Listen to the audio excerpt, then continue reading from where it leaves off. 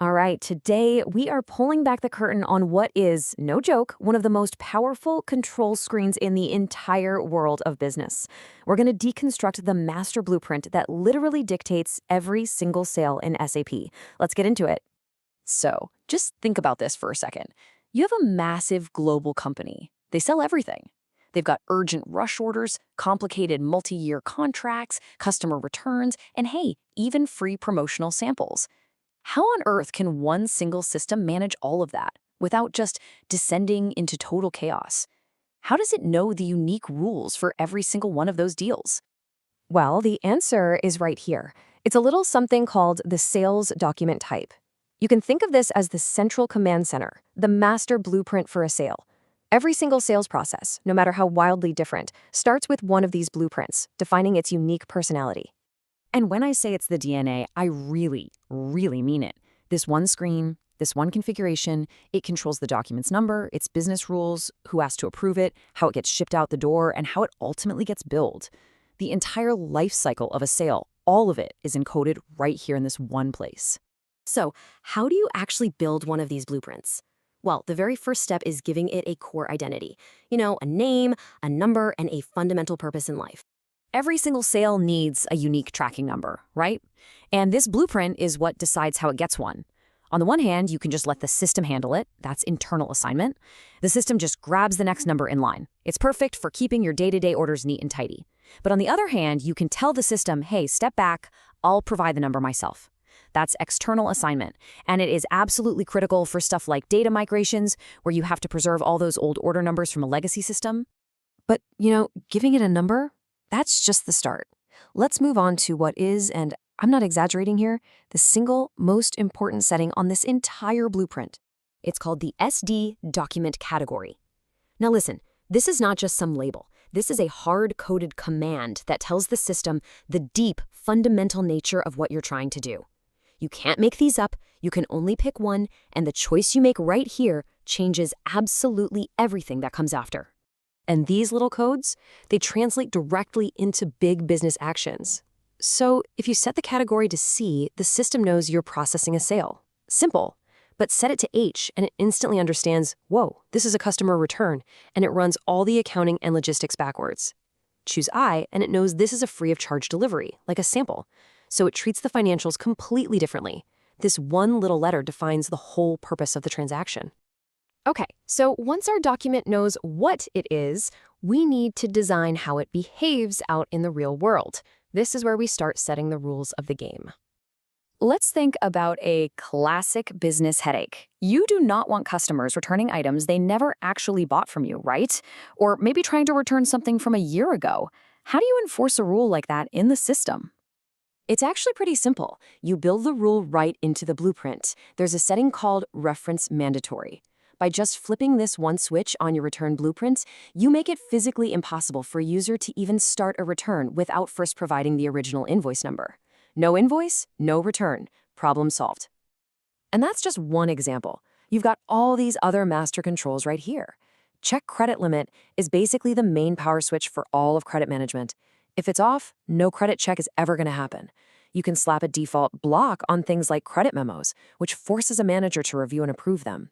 The document pricing procedure, that's how you tell a free sample order to automatically come out to $0. And probability is what you use to tell your sales forecast if this is a real deal or just a maybe. A quote might be, say, 70% likely to close, but a firm order, that's always 100%. And here's a classic insider tip for you. You could spend weeks, literally weeks, building the most amazing sophisticated credit check rules in the whole system. But if you forget to flip this one little switch on the sales blueprint, well, none of it will ever run. That's just how powerful these master controls are. All right, next up, the blueprint also controls the entire journey of the transaction. I mean, what the user sees on their screen, what documents get created next, and how the whole thing flows from the very beginning to the very end. A huge piece of that journey is billing, and the blueprint defines one of two main paths. So for physical stuff, like a laptop, you have to ship it first, right?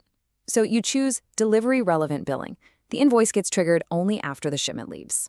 But for a service or a subscription or a credit memo, there's nothing to ship. So for those, you choose order-relevant billing, which means the invoice can be created immediately, straight from the order. So you see, the blueprint orchestrates the whole sequence. Step 1, the screen sequence group cleans up the user's screen, hiding fields they don't need to make their job easier. Step 2, it points to the exact delivery type. Are we doing a standard shipment out, or is this the customer return coming back in? And then step 3, it defines the billing type. Are we creating a standard invoice, or is this a credit memo? It's a complete, guided path from start to finish. Now, what about those moments of crazy urgency? A customer calls, they're in a panic, I need this shipped today no matter what. You can't let that order just sit in a queue. And yep, you guessed it, the Blueprint has a special switch for exactly that scenario. It's called immediate delivery. When you check this little box on a Blueprint, the system does not wait around. The instant the user hits save on that sales order, boom, the system automatically creates the shipping document in the background and zaps it straight to the warehouse.